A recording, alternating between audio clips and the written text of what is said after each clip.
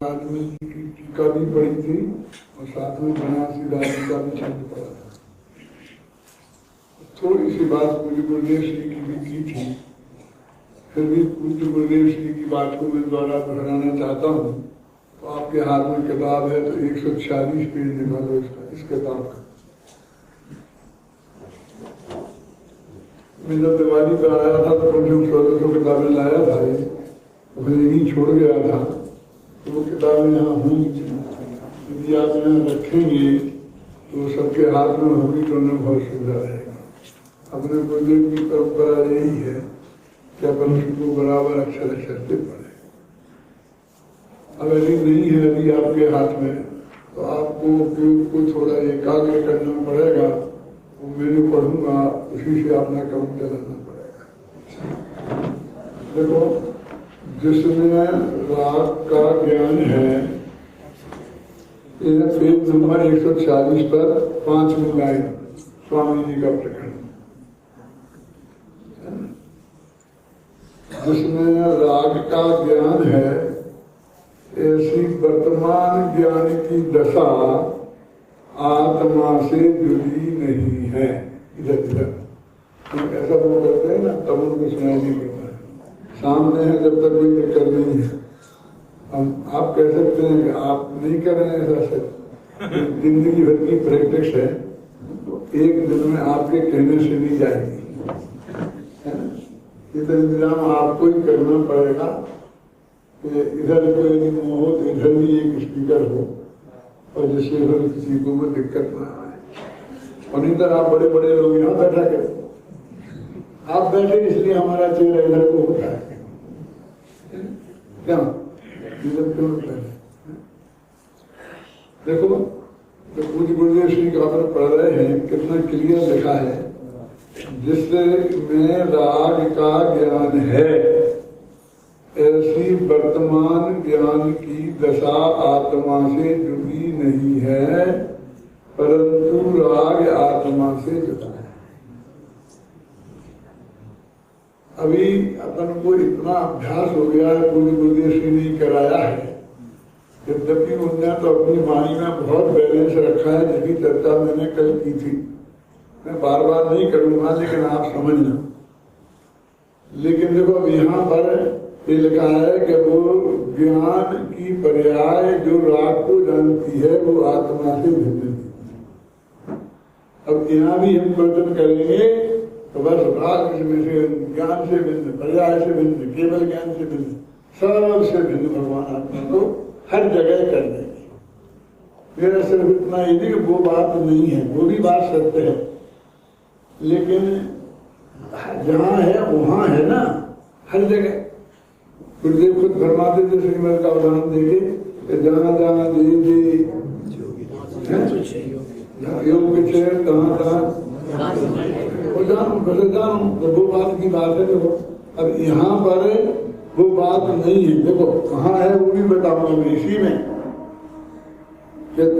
जिसमें राग का ज्ञान है, ऐसी वर्तमान ज्ञान की दशा आत्मा से जुड़ी नहीं है, परंतु राग आत्मा से जुड़ा है। अब राग भी पर्याय है और राग को जानने वाली ज्ञान ही पर्याय है। अब हमें वो राग को जुदा कर रहे हैं और ज्ञान की पर्याय को जुदा। देखो, जब हमने आश्रम अधिकार शुरू किया था ना, तो उसमें गुरु ने पहली ही गाथा में कहा था कि जावरण वेदी विशेषण तदंतु आधा सवान दोनम भी अन्नानी तावत्सु।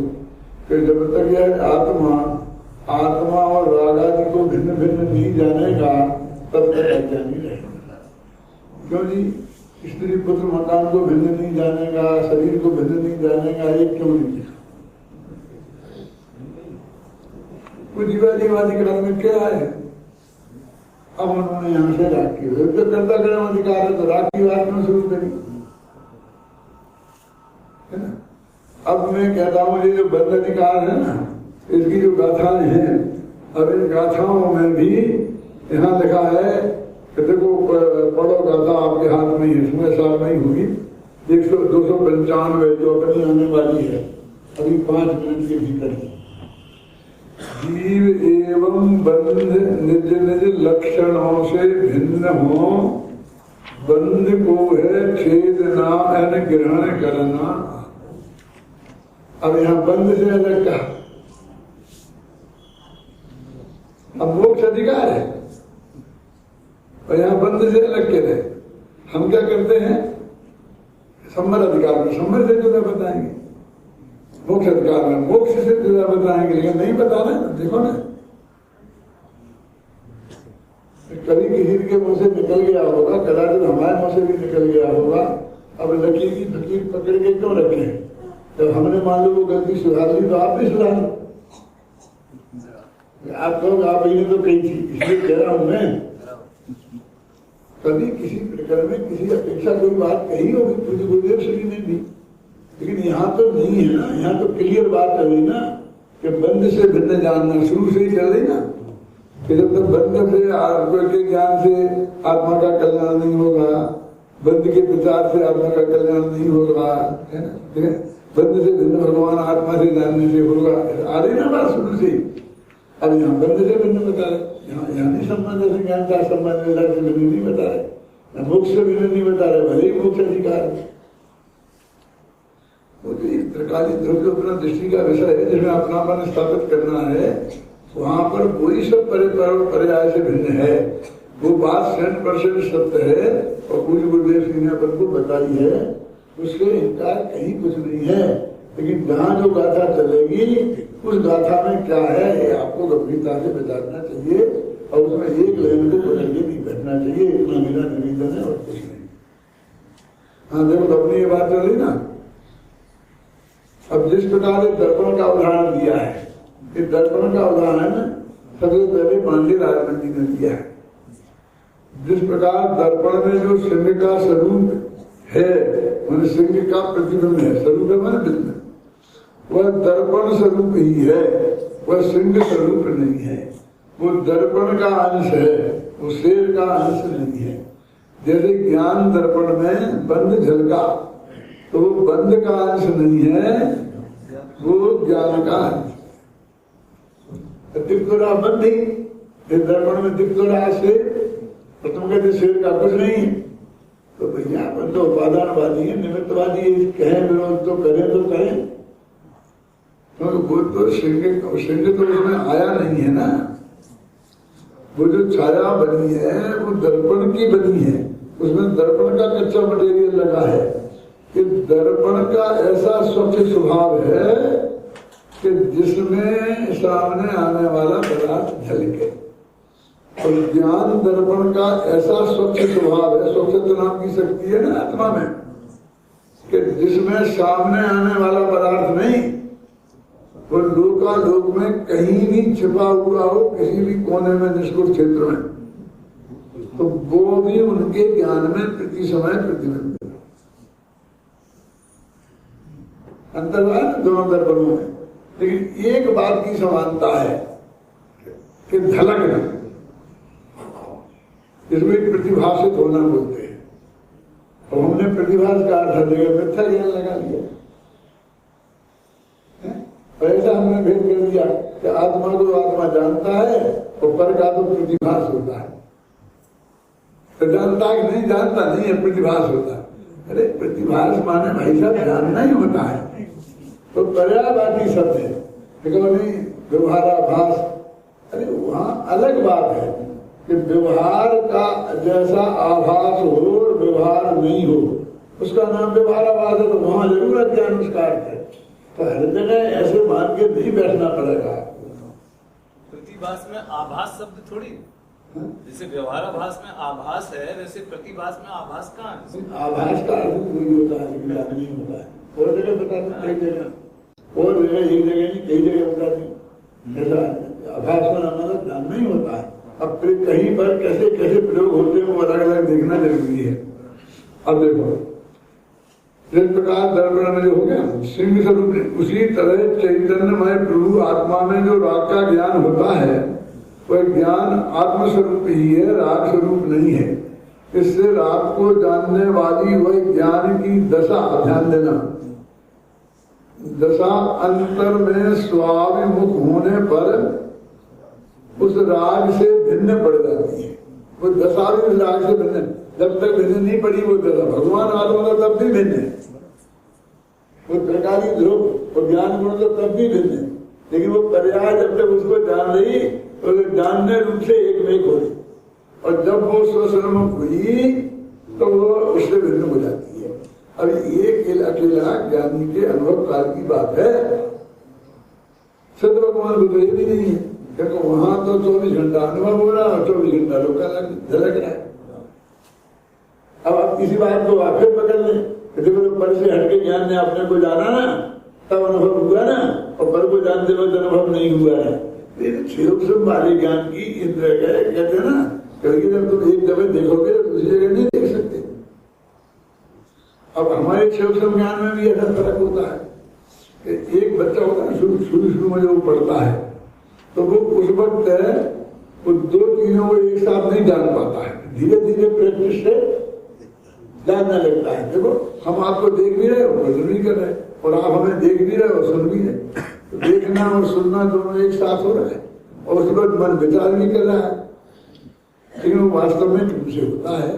अति शीघ्रता के होने से पता नहीं चलता है। कौवे की आंख जैसा, कौवे की आंखें होती हैं 2 और उसमें एक पुतली होती है 1, और जैसे अपनी एक आंख घूमती है ना इधर ऐसे, ऐसी उसकी घूमती है, इससे इसमें चली जाती है, इससे इसमें, और वो इतनी तीव्रता से घूमती है कि हमको दिखता है दोनों में।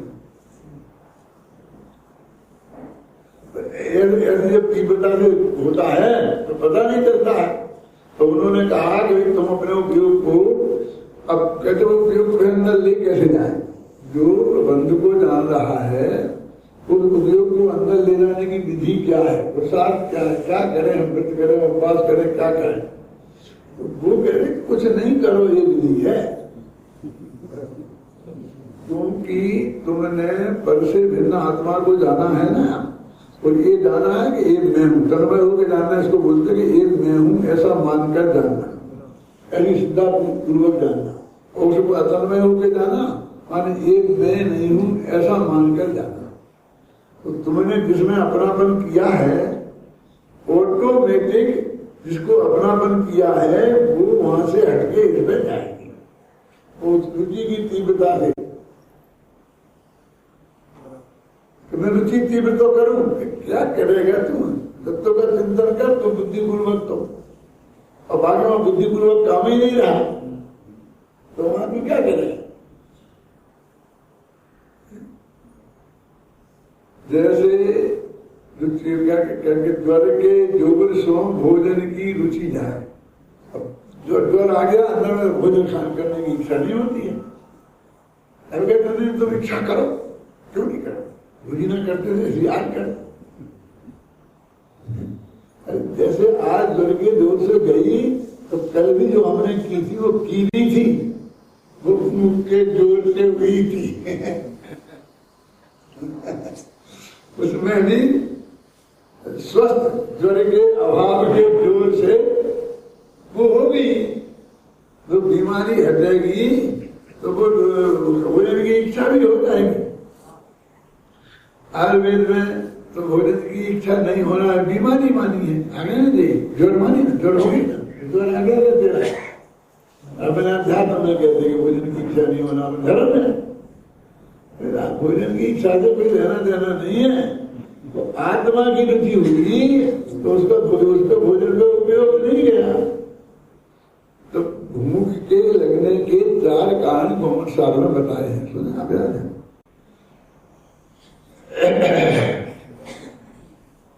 आता बोलो का था आर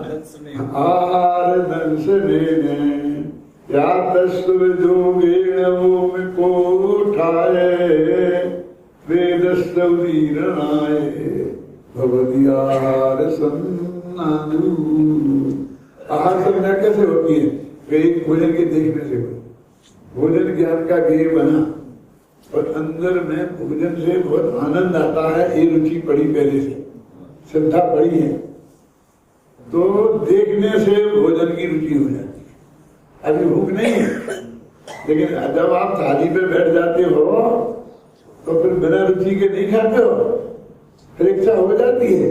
और महिलाओं की कहना रहता है कि तुम समझते नहीं हो, ये मना करते रहेंगे, जब थाली पे बैठेंगे तो पूरा खा जाएंगे, तो डबल भी खाएंगे। तो वो ये कहती है कि भोजन की नहीं खाना तो मत करना है, हाँ आके बैठो तो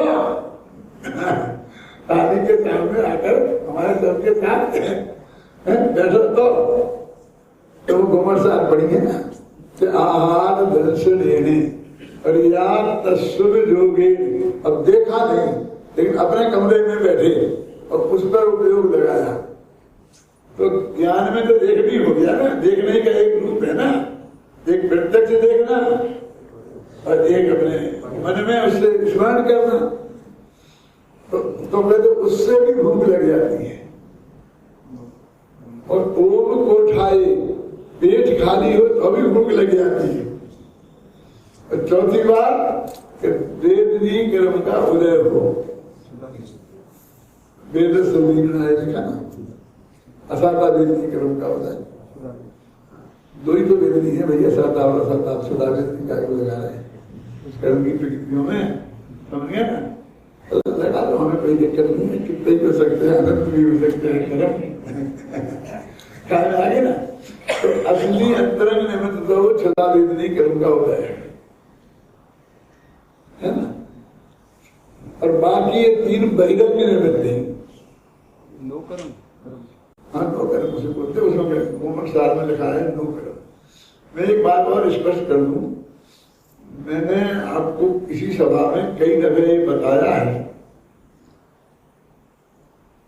कि 11 बुनियादी द्रव्य कर्म है और जो अघात्या कर्म होते हैं ना, इनके उदय में जो संयोग मिलते हैं उन्हें नो कर्म कहते हैं।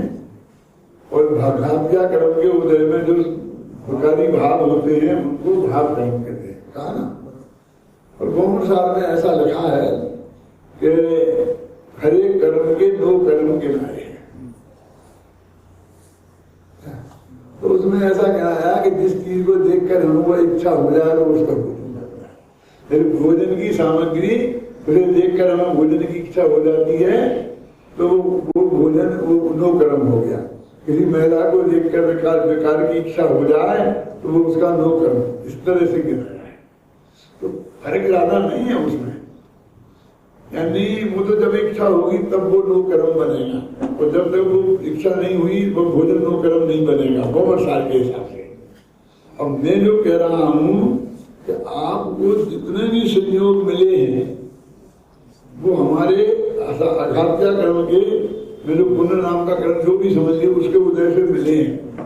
तो वो एक तरीके से सब हमारे नो कर्म बनते हैं, वो हमारे ज्ञान की भी बनते, उसमें कृपा होती है, ज्यादा फर्क नहीं है, अर्थ एक ही है। अब आगे सुनते हैं बंदे को। इससे राग को जानने वाली वह ज्ञान की दशा अंतर में स्वाभाविक होने पर उस राग से भिन्न पड़ जाती है और आत्मा का अनुभव करती है। बस इसी का नाम सम्मा दर्शन और सम्यक ज्ञान है। वीतराग सर्वज्ञ परमेश्वर का मार्ग यहीं से आरंभ होता है।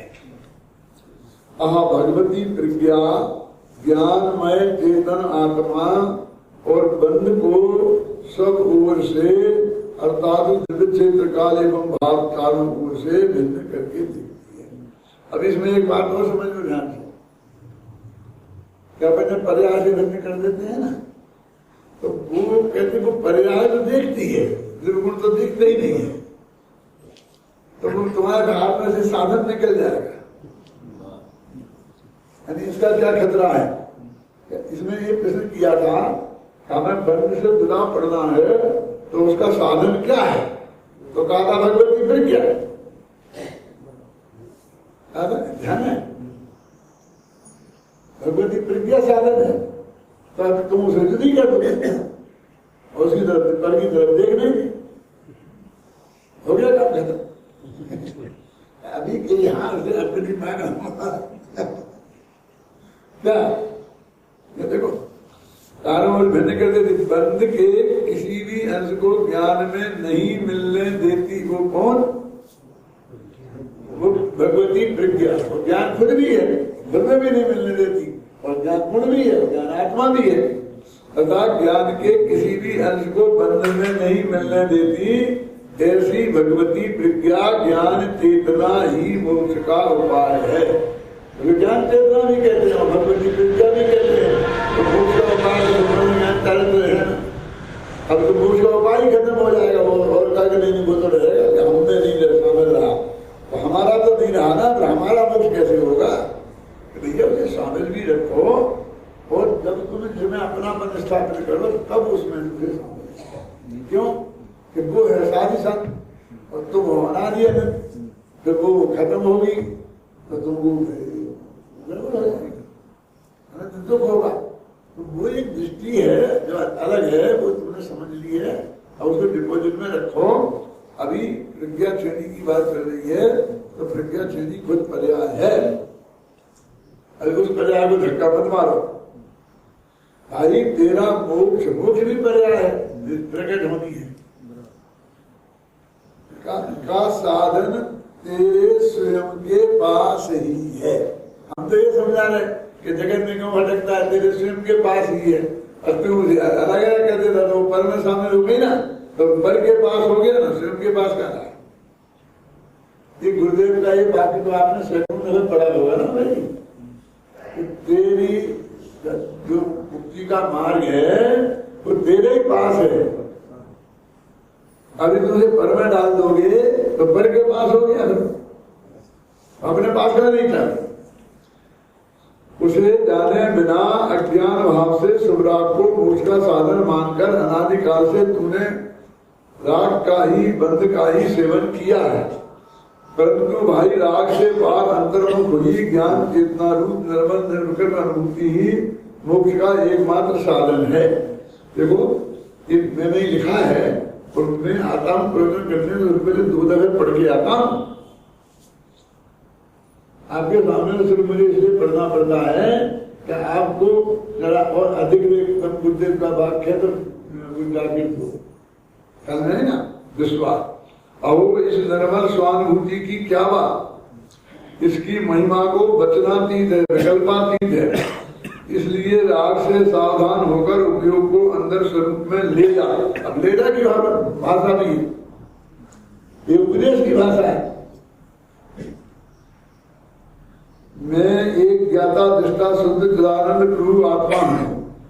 त्रिकाली वस्तु में ही स्वा की पहचान करके, स्वानुभव करके उसी में लीन रहना ही आत्मा को राग से भिन्न करना है। इसी का नाम भगवती प्रज्ञा है। इसी से सर्व कर्मों का नाश होता है और सिद्ध पद की प्राप्ति होती है। और एकमात्र साधन भगवती प्रज्ञा है। अभी मैं एक बात और कहना चाहता हूँ, बहुत महत्वपूर्ण है, ध्यान रखना है यहाँ। एकमात्र साधन भगवती प्रज्ञा है, तो एकमात्र निमित्त स्वाध्याय या गुरु, शास्त्र का स्वाध्याय या गुरु। क्योंकि वो आत्मा क्या है,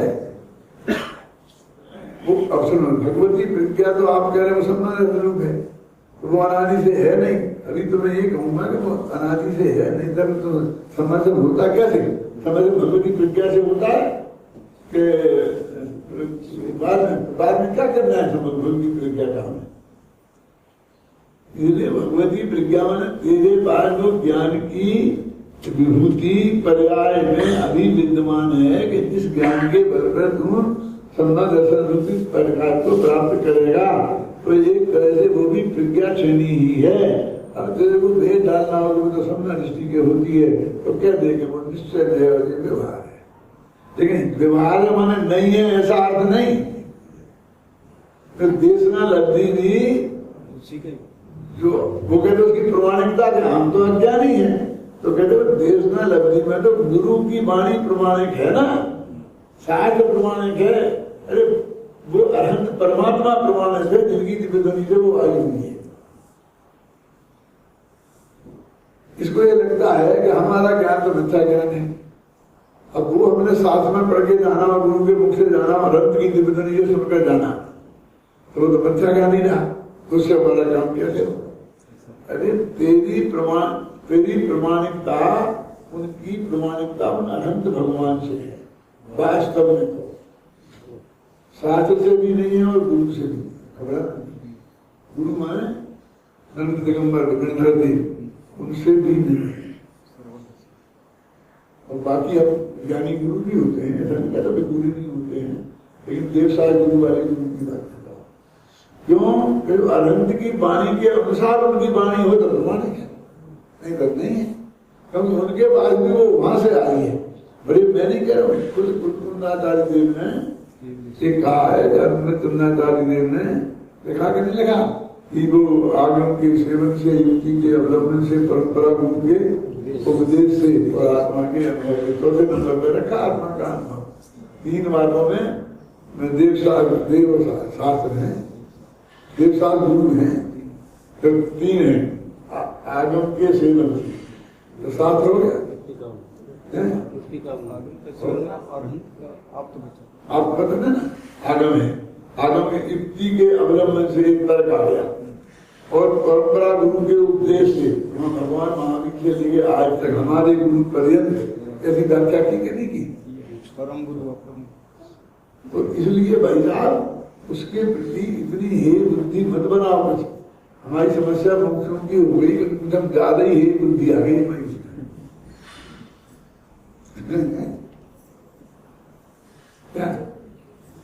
और एक बात, और दूसरी बात, तो उसके अलावा उसकी बराबरी पर किसी को खड़ा नहीं करना,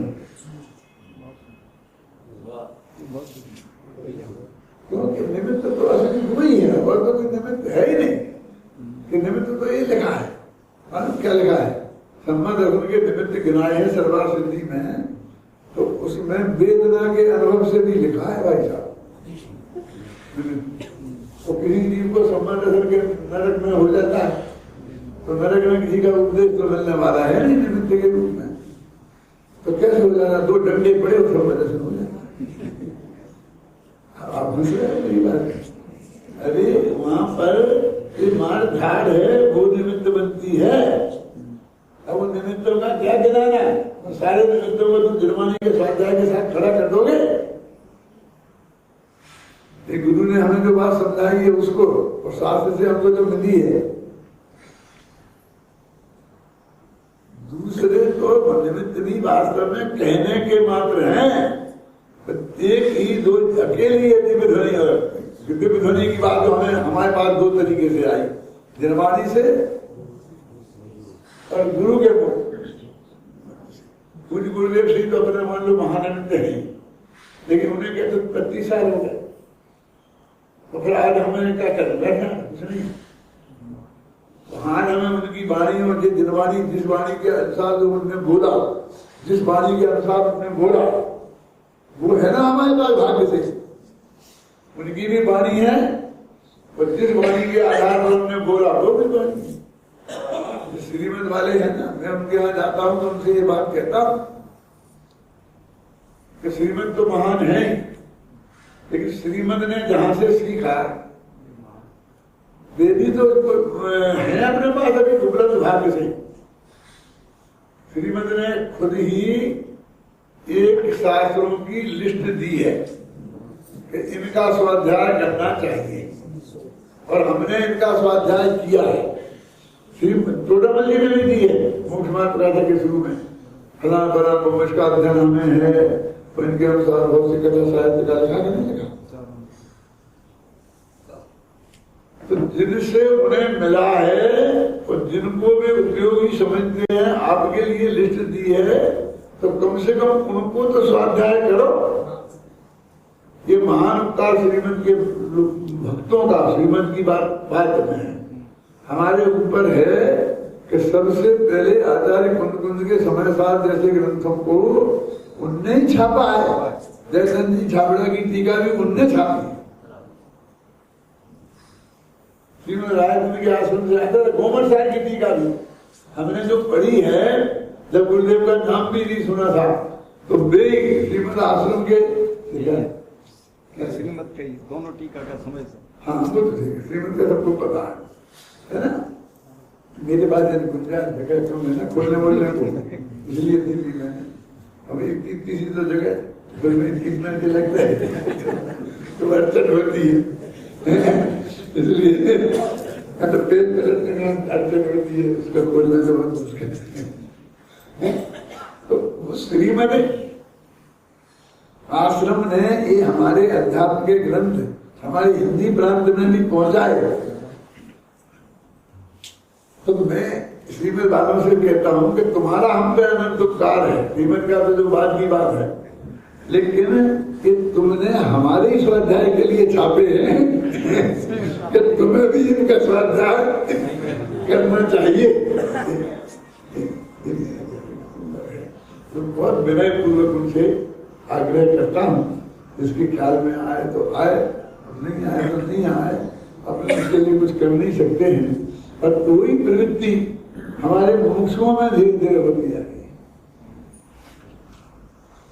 एक कारण तो जबरदस्त ही है कि गुरुदेव ने हमारी गुजराती भाषा में बोला, हमारी गुजराती मातृभाषा है, हम जानते हैं उसे, हमें बहुत सुविधा रहती है। अब जिनसे जहाँ से गुरुदेव ने पढ़ा वो हिंदी से पढ़ा, संस्कृत से पढ़ा, प्राकृत से पढ़ा, अब वो हमारी पकड़ गई बाहर, उसको पढ़ने में आपको थोड़ी तकलीफ तो होगी नहीं ना, लेकिन ऐसा मान के हमारे गुरु ने उन्हें पढ़ा है, बड़ी सभाओं में उन्होंने हमें पढ़ पढ़ के सुनाया है पंक्ति पंक्ति, और हमारे हाथ में एक किताब सौंपी है, वो अपने हाथ में रखो, देखो देखो पढ़ो। क्यों अमर भाई, ये सब बातें अपनी आंखों के सामने देखी हुई है ना, तो हमको उस बात का भी ध्यान गंभीरता से रखना चाहिए। और हम लोग जो उनके अनुयायी हैं, शिष्य हैं, उनसे जो हमने सीखा है, हम और भी शास्त्रों का अध्ययन करते हैं, तो उसकी बात कोई आपके सामने लाते हैं तो एकदम भड़कने की जरूरत नहीं है, गंभीरता से विचार करने की जरूरत है। पहले तो सबसे पहले ये सोचो जगदीश भाई, तो हमने ये बात कही तो इससे हमें आपका क्या मिलेगा, समाज में प्रतिष्ठा मिलेगी, आप लोग चलना जाना नहीं, क्या करेंगे, क्या मिलेगा हमें? और हम ये नहीं कहते तो हमें क्या मिलेगा? तो सोचो तो हम स्वार्थ भाव से कह रहे हैं तो आपको थोड़ा रिजेक्ट करने के पहले एक जगह गंभीरता से विचार करके रिजेक्ट करें, समझने की बात। और दूसरी बात ये है कि बहुत गहरा अध्ययन करने से वो बातें ख्याल में आती हैं, आपने खुद नहीं कर पाया तो दूसरा निकाल के दे रहा है, तो हमारा उपकार कर रहा है। हम अपनी गहराई में जाते तब वो हमारे सामने बात आती, और अब वो हमारे पास सहज भाव से आ गई है, तो हमको उसमें बहुत बुद्धिपूर्वक शांति से उसको ग्रहण करना चाहिए। नहीं तो वो जनवाणी के रहस्य जितने गुरुदेव ने खोल दिए पर उतने ही अपने पास रह जाएंगे, उसके आगे भी रहस्य तो अनंत में है, पूरा जनार्दन तो वहीं खत्म नहीं हो गया ना वाणी, तो वो चीजें हमारे सामने कहा जैसे, और विद्वान को भी थोड़ा फ्री रखना दीजिए, ज्यादा बात के रखोगे ना तो फिर वो आपको असली चीज चिंतन की चीज को कहे ना झंझट में पड़े। अभी कहेंगे तो 10 आदमी ग्रुप में खड़े हो जाएंगे, और नहीं कहेंगे तो एक भी खड़ा होने वाला नहीं है। हम क्या को झंझट में पड़े, क्यों था हम झंझट में क्यों पड़े? हम कहें ही नहीं, यदि दुर्भाग्य से उसके दिमाग में ये बात आ गई तो हमारा कितना बड़ा नुकसान हो जाएगा, इसको हमें गंभीरता से विचार करना चाहिए। और अंतिम अधिकार तो आपका ही है ना, हम तो सिर्फ गंभीरता से विचार करने के लिए कह रहे, फिर अंत में नहीं मानना और मानना तो आपके ही हाथ में है ना, आप मत मानना। लेकिन वो बात हमारे विचार के काबिल भी नहीं है, ये बात नहीं है। तो नित्य की 2 पंक्तियां ना, मैं एक ज्ञाता दृष्टा शुद्ध चिदानंद प्रभु आत्मा हूँ, त्रिकाली वस्तु में ही स्व की पहचान करके स्वानुभव करके उसी में लीन रहना ही आत्मा को राग से भिन्न करना है। राग से भिन्न करने का कोई बात है, अर्थ ही नहीं, अर्थ ही है इसी का नाम भगवती प्रज्ञा है। इसी से सर्व कर्मों का नाश होकर सिद्ध पद की प्राप्ति होती है। प्रभु इस राग और आत्मा को इस प्रकार भिन्न कर ले तो तेरा जन्म सफल हो जाएगा। इसी से तुझे आत्म लाभ होगा, अंदर में अतीन्द्रिय आनंद प्रकट होगा और तुझे स्वयं से ही विश्वास हो जाएगा कि अब मेरा संसार अल्प रह गया है, किसी से पूछना नहीं पड़ेगा। देखो यहाँ स्वामी जी स्पष्ट लिखते हैं कि राग को जानने वाली ज्ञान की दशा आत्मा से जुड़ी नहीं है, आत्मा ही है, किंतु राग आत्मा से जुड़ा है। इस प्रकार इस कलश में भी गाथा के भाव को पुष्ट करते हुए यही कहा गया है कि बुद्धि रूपी छेनी से आत्मा और बंध को भिन्न भिन्न जाना जा सकता है और भिन्न भिन्न किया जा सकता है। आत्म कल्याण का एकमात्र सच्चा साधन यही है। अन्य विकल्पों से विराम लेकर अपनी बुद्धि यहाँ लगाओ, तुम्हारा कल्याण। अब ये मैंने बात कर कह दी थी कि पूज्य गुरुदेव श्री जी इस भाषा में कहते हैं कि जिस राग को हम आत्मा जान रहा है वो राग में नहीं हूँ, लेकिन वो जानने वाली पर्याय तेरे में है। कहा था ना, तो बस यही बात पूरे में निकली है। तो मैं नहीं भी पढ़ता तो भी वो बात मैंने कह चुका था, लेकिन मेरे को मन में आया कहने अभी सबको पढ़ के सुना दें, क्योंकि लोग इतना कष्ट करने वाले नहीं है, वरना किताबें उनके पास उपलब्ध होंगी सहजता से। अब अपन आगे ही करना पढ़ो भैया करना। अरे जी आप पढ़ो प्राकृत भाषा, नहीं पढ़ेंगे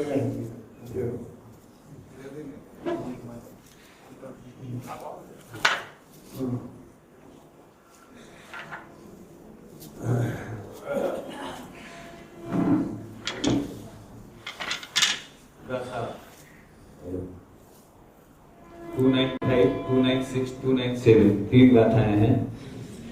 जीवो बंधो यतः छिज्जन्ति सलक्षणैर्नियैहिं बंधो चेदत्सवो शुद्धा अप्पायथेतवो कह सुखिपदियप्पा पर्णाये सो दुखिपदे अप्पा जह पर्णाय विभक्तो तह पर्णाय वकेतवो पर्णाय भित्तवो जो चेदासो अहं तुणिच्छदो अवशेषादि भावा ते मज्ज परितीर्णायवा जीव एवं बंध निज निज लक्षणों से भिन्न हो बंध को छेदना अर्ग्रहण करना आत्मा जिस भांति प्रज्ञा चैनी से कल से विभक्त किया इसे उस भांति प्रज्ञा चैनी से ही हरे ग्रहण करो इसे इस भांति प्रज्ञा रहेगी देहूं वही जो चेतता अवशेष जो है भाव वे मेरे नहीं यह जानना। ये देखो तीन गाथाएं इकट्ठी दी है। संस्कृत में एक नियम है कि जब दो गाथाओं को इकट्ठा देते हैं तो उसके लिखते युग्मम, तीन को देते हैं तो उसका लिखते विशेष कम, चार को देते हैं तो उसका नाम है कुलकम, पांच को देते ऊपर तीन देते तो उसका नाम है कुलकम। अभी ऐसा क्यों किया जाता है? कभी कभी दो गाथाओं तीन गाथाओं के बिना पूरा अर्थ निकलता है। लेकिन भक्तामृत काव्य है, अब उसमें दो काव्य एक साथ बोले जाते हैं शुरू के, बाद में एक एक बोला जाता है। क्यों? तो उसमें दोनों काव्यों में क्रिया शब्द एक ही है। प्रथमम जनेन्द्रम स्तोषे, मैं पहले जनेन्द्र भगवान की स्तुति करता हूँ। अब यही तो पहले छंद का मैं और दूसरे में, अब फिर विशेषताएं लगाते हैं बीच में। अब विशेषताओं में खत्म कर दे बीच में तो क्या बात अधूरी रह जाती है ना, तो बात पूरी 2 गाथाओं में होती है। अब इसमें बड़ा चक्कर है, इसमें 5 गाथाओं में पूरी होती है बात, क्योंकि ये जो 297 297 वाली गाथा है वो आगे की 2 गाथाओं से भी जुड़ती है और पीछे की 2 गाथाओं से भी जुड़ती है। अब वो बहुत लंबा हो जाता है और पीछे से साक्षात जुड़ती है और आगे से इनडायरेक्ट जुड़ती है। क्यों कि बस इसी की नकल पे 2 गाथाएं हैं, क्योंकि 2 गाथाओं में हमने इसमें चेतता कहा है, इसकी जगह देखता कह दो तो अगली गाथा बन जाएगी और जानना कह दो तो उसकी अगली गाथा बन जाएगी। क्या? क्योंकि देखना 2 प्रकार की होती है, देखने और जानने में। तो उन्होंने 3 गाथाएं बिल्कुल एक ही बना दी, इसलिए हमने कहा लोग उन्हें बाद में डाल दो, लेकिन इन 2 गाथाओं से तो सीधी जुड़ती है। क्या कैसे जुड़ती है? देखो, जीवो बंधो तदा छिद्यति सलक्षणे, जीव और बंध को छेदना है तो जीव का लक्षण और बंध की लक्षण दोनों से जानो तो छेदेगा। कल मैंने उदाहरण दिया था ना कि वो जो तुम्हें 8 लकड़ियों की मृगा बनी हो खाती, तो उसको एक लकड़ी है कि अलग अलग लकड़ियां हैं ये जानना है तो आंख से मत देखो, विवेक से देखो, वहां तुम्हें कोई भेद मालूम नहीं पड़ेगा। ये कह रहे तुम्हें शरीर और आत्मा को भी भिन्न भिन्न जानना है ना, तो आंख से मत देखो, तो जहाँ शरीर है वहीं आत्मा है, वहीं आत्मा दिखता है, शरीर दिखता है। जानने की भी क्रिया हो रही और रूप वाली क्रिया भी हो रही और बोलने की भी क्रिया हो रही।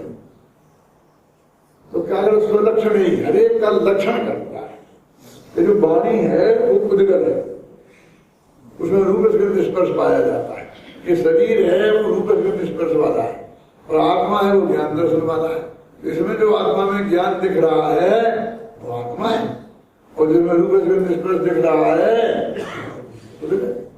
तो स्वलक्षण ही। स्वलक्षण माना दोनों का अपना अपना लक्षण, तो पहले दोनों का लक्षण जानना जरूरी। अब लक्षण कहाँ से जाना? सिद्धांत प्रवेश का पढ़ो, लिखी उनको देखो, मतलब बुक देवसार गुरु उसमें आ जाए। मेरे कहने का मतलब ये है कि निमित्त के रूप में देवसार गुरु आए बिना रहेंगे नहीं और कोई की जरूरत नहीं है। इसलिए अपने यहाँ देवसार गुरु की पूजन है, हो जाना तब उसके नाम और किसी से कुछ मतलब नहीं है।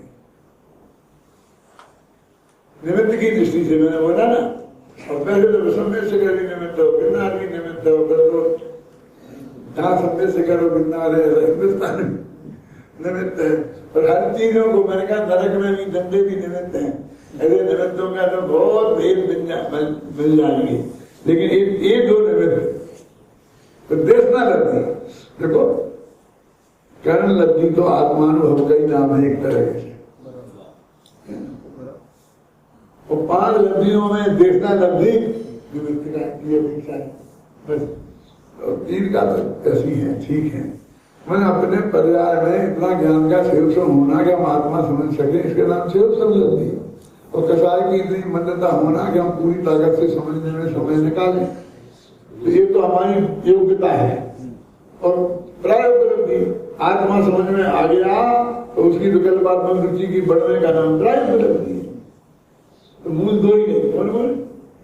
उपादान के रूप में कर्ण लब्धि और निमित्त के रूप में देशना के जो निमित्त हैं। नियम सार मूल गाथा दी सम्मत निमित्तम जन सुखम तस्य जानिए। तो ये इस बात पे ध्यान दिला रहे कि मैं वो प्रकरण खोलूं। थोड़ा समय लगेगा, 5-7 दिन खोलूं। अपने यहाँ बहुत लोग ऐसा मानते हैं कि देशना लब्धि सिर्फ गुरु के निमित्त से होती है और उसका पोषण हमें छेड़ाला से मिल गया।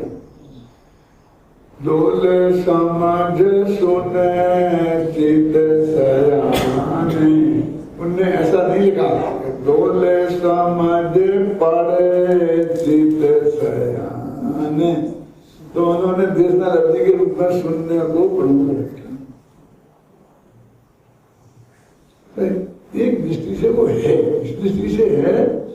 आखिर में भगवान महावीर की दिव्यदृष्टि के बाद 500-600 वर्ष तक लिखा तो कुछ गया ही नहीं, तो उसके बीच में लोगों को देशना लब्धि मिली करेगी, तो गुरुओं के मुख से सुनने कोई से मिली ना, तो महत्वपूर्ण तो है ही।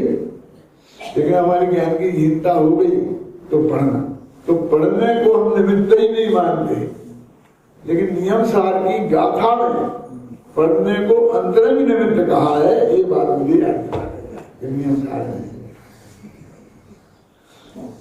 ये बात इसलिए नहीं कहता हूं कि गुरुदेव चले गए तो बहुत अच्छा होगा, इसलिए नहीं, इसलिए कह रहा हूं कि गुरुदेव चले गए तो भी घबराने की बात नहीं है। क्यों? इसलिए कि पंडित हुकुमचंद है नहीं, किसलिए? क्योंकि ये उनकी वाणी, और जिस वाणी से पढ़ करके बिना किसी गुरु के उपदेश के उनने ये आत्मा समझा है इस देश में, वो वाणी हमारे पास उपलब्ध है। ये बात करना है ना सब। जिनवाणी का भी महत्व उतना ही है भाई साहब। तो प्रवचन सार में इस जिनवाणी को नित्य बोधक कहा। नित्य बोधक का मतलब क्या? गुरुदेव नित्य बोधक नहीं है। कोई भी गुरु हमें पढ़ाएगा तो वो 24 घंटा हमें पढ़ाने को नहीं बैठा, लेकिन ये 7 से 24 घंटा आपके पास मौजूद है। रात के 2 बजे आपको समझने का विकल्प आएगा तो अपनी एक किताब होगी आपके घर में, क्यों?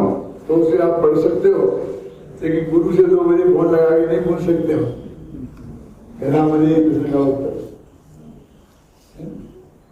माने गुरु और फिर सत्य गुरु जो मुख्य रूप से जो मुनिराज होते हैं ना, तो उनका तो कोई नक्की ही नहीं है कि वो उपदेश देंगे कि नहीं देंगे, कब देंगे।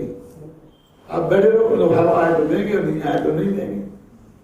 अपने गुरुदेव भी ले लो, तो जब वे मौजूद थे तब भी क्या आप सब चाहे जब उनसे पूछ सकते थे? रस्ते चलते पूछ सकते थे? उनका जो समय नक्की था, 2 टाइम सुनो और कुछ पूछना हो तो पौन घंटा का जो समय है उसमें भी विषय से संबंधित पूछो, और वे पूछो और उनको जवाब देने का विकल्प आए तो आए और नहीं आए तो नहीं आए। क्यों? है ना? किसी मर्यादा का अपन पालन करते थे ना, तो मर्यादा तो समझ लोगे, इतनी अधिक रखी इतनी अच्छी। तो गुरुदेव की भाषा में बोलूं तो गुरुदेव ऐसे ठलुआ थोड़ी बैठे, खाली थोड़ी बैठे, 24 घंटा मेरे लिए तैयार बैठे। उनका अपना भी काम है, अपना स्वाध्याय है, अपना चिंतन है, अपना मनन है, जब अपनी इस बात में कर रहे हैं। कभी क्या परिस्थिति है, क्या परिस्थिति है, तो हर समय पे बात का जवाब ही नहीं दे, जवाब नहीं दे। अरे जवाब नहीं देते तो तेरा उसमें क्या रोल है? जवाब नहीं देते बोलिए, मामला है। तुम उनको करना आए तो दे दे, नहीं आए तो नहीं। हमारी तरफ से दबाव तो कुछ है नहीं ना, इसलिए। हाँ, अभी देख अपन पढ़ रहे थे, जीवो बंधु तहा छिद्यति सलक्षणे, दोनों के अपने अपने लक्षण, नियत लक्षण, नियत माने नियत, अपने अपने लक्षण जो सुनिश्चित हैं उनके द्वारा हमको जानना चाहिए कि बंधु छेदे तब्बो शुद्धा अर्पाय भी तब्बो। अब वो कहते हैं कि हमने अपने उसे बुद्धि से, प्रज्ञा श्रेणी से उन दोनों को अलग अलग जान लिया। अब ऐसे भोले पैसे अब क्या करें, जो आपने कही थी कि हमने जान लिया कि जाओ एक गेहूं और एक कंकड़, इन दोनों को अलग अलग करो, तो ताकि बीन बीन के आगे आपने अलग अलग कर लिए देखे हूँ मैं क्या कहता हूँ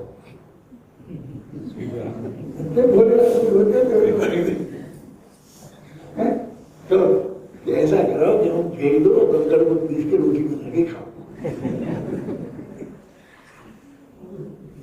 क्या बात तुम्हें तेरे पूछना? अरे कंकड़ फेंक दो और गेहूं को पीस कर रोटी बनाओ और खाओ। ये तेरे अपने आप समझना चाहिए ना, लेकिन नहीं समझा तो भी गुरु बहुत करुणा करके नाराज नहीं होते कि गुरु क्या बात करता है। तो कहते अपन को इतनी बात कहें क्यों डांटे, इसकी वजह इतना ही कह दो ना, कंकड़ फेंक दो और गेहूं की रोटी बनाओ। मतलब ये है कि हम सहजता से ही उत्तर दे देना, बात बात में इसकी खड़िया खड़ी करने की क्या जरूरत है। देखो दूसरी पंक्ति में लिखा कि बंधु छेदे तब्यो शुद्धा अत्पाय घेतव्यो, कि बंध को तो छेद डालो माने अलग कर लो अपने से, और फिर शुद्ध आत्मा बचे उसे ग्रहण करो, माने जानो उसमें जम जाओ, उसमें जम जाओ। कितना लगता है, मूल गाथा से समझ में आता है। जीवो बंधु तहा सिद्धंति सदक्षणे नियमे बंधु छेदय दब्बो शुद्धा अपाय घेतब्बो। घेतब्बो माने ग्रहण करना चाहिए। तो फिर वो सिद्ध कहता है कैसे ग्रहण करें?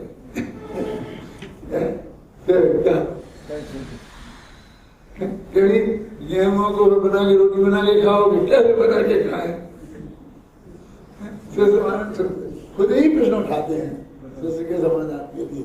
जब कहे सो गिरपति अप्पा, उस आप आत्मा को कैसे ग्रहण करें? फिर पन्नाए सुबुध गिरपति अप्पा, अरे जिस बुद्धि से तूने इसे छेदा है ना, उसी बुद्धि से ग्रहण कर। ग्रहण करने का कोई ऐसा उपाय नहीं हाथ में ले ले। जय पन्नाई विभक्तो जय पन्नाए विघेतव्यो, जिस प्रकार बुद्धि से तूने पर से जुदा किया है उसी प्रकार से ग्रहण कर। जिस भांति प्रज्ञा श्रेणी से पर से विभक्त किया उस भांति प्रज्ञा श्रेणी से